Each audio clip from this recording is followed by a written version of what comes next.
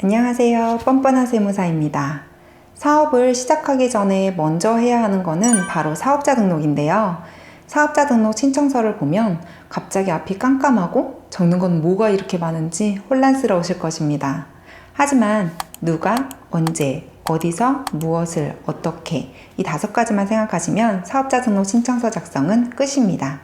이 5가지를 저와 함께 알아볼 텐데요. 사업자 등록을 하기 전에 꼭 알아야 할 내용들도 알려드리니 사업을 앞으로 할 예정이시라면 꼭 이 영상을 보면 도움이 될 것 같습니다.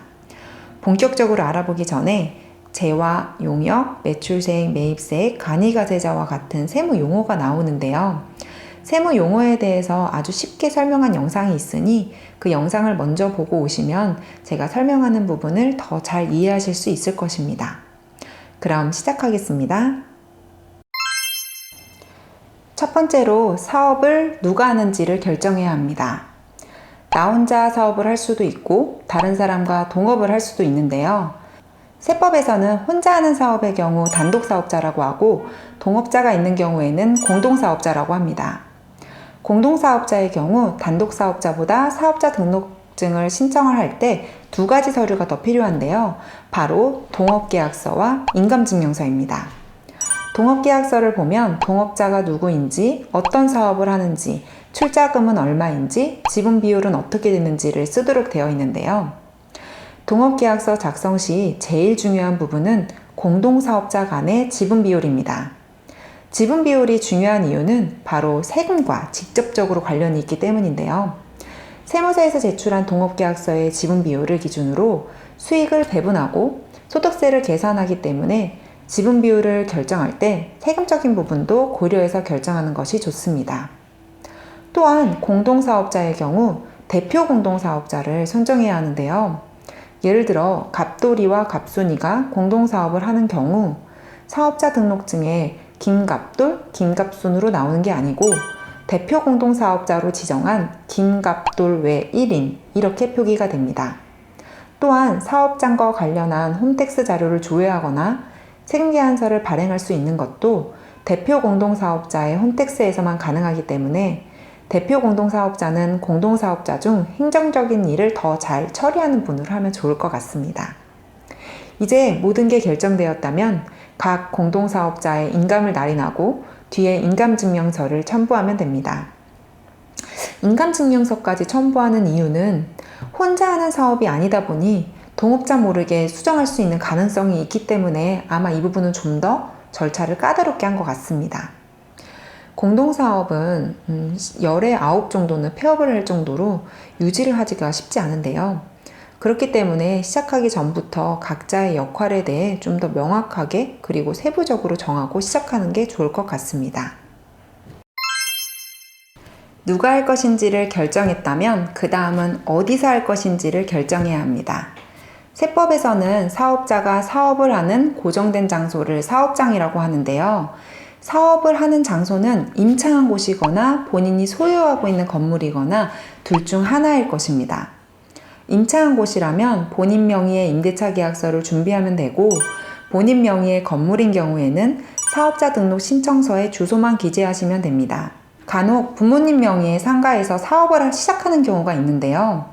부모 자식 간이다 보니 임대차 계약서는 없어도 되겠지? 라고 생각하실 수도 있는데 부모님 명의의 상가라고 하더라도 꼭 임대차 계약서를 작성해야 합니다. 현재 거주하고 있는 집에서 사업을 하려고 하는 분도 있는데 이런 경우 월세나 전세인 경우에는 임대차 계약서를 준비하면 되고 자가인 경우에는 주소만 기재하시면 됩니다. 주의해야 할 점은 전전대인데요. 전전대란 건물의 임차인이 사업장으로 사용하고 있는 공간 중 일부를 다시 제3자에게 임대를 놓는 것을 말합니다. 예를 들면 건물주 A가 B에게 100평을 임대를 합니다. A는 임대인이 되고 B는 임차인이 되겠죠? 근데 B는 80평만 쓰고 C에게 남은 공간 20평을 재임대하는 경우 그걸 전전대라고 합니다. 이때 B는 전대인, C는 전차인이라고 하는데 C가 사업자 등록증을 낼 때 B와 C가 맺은 임대차 계약서가 필요하고 전전대의 경우에는 추가로 전대동의서가 필요합니다. 전대동의서는 B가 C에게 전전대하는 것을 건물주인 A가 허락한다는 동의서입니다. 전전대의 경우 전대동의서를 누락하는 경우가 많은데 누락하는 경우 다시 세무서를 방문해야 하는 일이 생기니 꼭 주의해서 챙기면 좋을 것 같습니다. 세 번째, 사업을 언제부터 시작할 건지를 결정해야 합니다. 바로 사업 개시일이라고 하는데요. 그럼 사업 개시일은 언제를 말하는 것일까요? 세법에서 사업 개시일이란 제조업의 경우에는 제와의 제조를 시작하는 날이고 광업의 경우에는 채광을 시작하는 날, 이외에는 제와 또는 용역의 공급을 시작하는 날이라고 규정되어 있습니다. 제와 또는 용역의 공급을 시작하는 날이란 보통 사업을 시작할 때 하는 게 있죠. 바로 개업식인데요. 개업식을 하는 날이 제와 또는 용역의 공급이 시작되는 날이라고 보시면 됩니다. 그럼 사업자 등록은 언제 해야 할까? 세법에서는 사업 개시일로부터 20일 이내에 등록을 해야 한다고 규정되어 있습니다.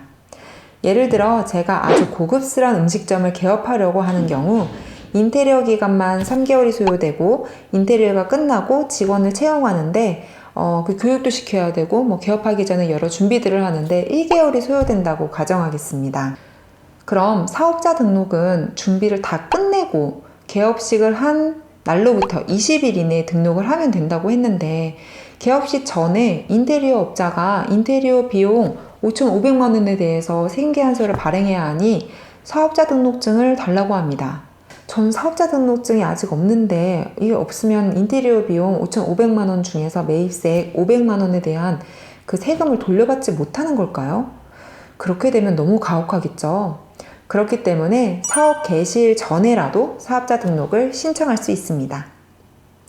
따라서 인테리어 공사가 끝나기 전에 사업자 등록증을 신청해서 발급받으면 됩니다. 하지만 어떤 사유로 인해서 사업자 등록증을 그때까지 발급받지 못한 경우에는 어떻게 해야 할까요?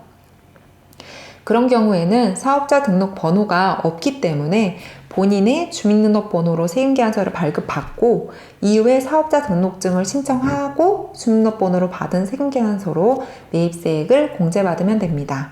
하지만 여기서 주의해야 할 점은 1월부터 6월까지 매입 세금 계산서를 받은 게 있다면 7월 20일까지, 7월부터 12월까지 매입 세금 계산서를 받은 게 있다면 1월 20일까지 꼭 사업자 등록을 신청을 해야 매입세액 공제가 가능하니 꼭 유의하시기 바랍니다. 그 다음은 내가 하려고 하는 업종이 무엇인지를 결정해야 합니다. 업종마다 국세청에서 지정한 6자리 업종 코드가 있는데요. 이 업종 코드는 사업자가 성실하게 신고하고 있는지를 판단하는 중요한 기준이 될 수도 있기 때문에 업종 코드를 정확하게 아는 것은 매우 중요합니다. 업종 코드를 정확하게 알려면 내가 하려고 하는 사업이 어떤 업종인지를 먼저 정확하게 알아야 합니다. 보통 세무서에 직접 가서 사업자 등록을 신청하는 경우 업종 코드를 몰라도 조사관이 어떤 사업인지를 듣고 업종 코드를 찾아주는데요. 하지만 이 세상에는 아주 많은 업종이 존재하죠. 그렇기 때문에 특수하고 복잡한 일인 경우 세무조사관들도 업종 코드를 정확하게 구분하는 것은 쉽지 않습니다. 업종을 구분하는 전문기관은 아니기 때문입니다. 그럼 업종을 구분하는 전문기관이 어디일까? 바로 통계청입니다. 업종 코드는 통계청에서 작성한 한국표준산업분류의 업종을 기준으로 코드를 부여하였기 때문에 내가 하는 업종이 어디에 속하는지 애매한 경우 통계청에 질의를 해서 답변을 받으면 정확한 업종을 알 수 있게 됩니다. 최근에 비트코인을 채굴한다는 분의 사업자 등록을 진행한 적이 있었는데 비트코인 채굴이 최근에 생긴 업종이라서 저도 업종 코드를 못 찾다가 통계청에 답변을 받아 사업자 등록을 진행한 적이 있었습니다. 전화로도 가능하고 인터넷 질의로도 가능하니 이용해 보시면 좋을 것 같습니다. 사이트는 이 더보기에 공유해 드리도록 하겠습니다. 업종을 정확하게 아는 것이 중요한 또 다른 이유는 바로 창업 중소기업 세액 감면 때문입니다. 창업 감면은 소득세를 50%에서 최대 100%까지 감면해 주는데요. 업종 구분을 잘못한 경우 창업 감면 대상 사업자인데 못 받을 수도 있고 감면 대상이 아닌데 감면을 받아서 추후 세액을 추징당하는 사례가 있었습니다. 따라서 업종 코드를 제대로 파악하는 것은 매우 중요합니다. 창업 감면은 정말 중요하지만 많은 사업자분들이 놓치고 있는 세액 감면 중에 하나라서 다음에 다른 컨텐츠에서 자세히 설명드리도록 하겠습니다. 마지막으로 일반과세자로 시작할지 간이과세자로 시작할지를 결정해야 합니다.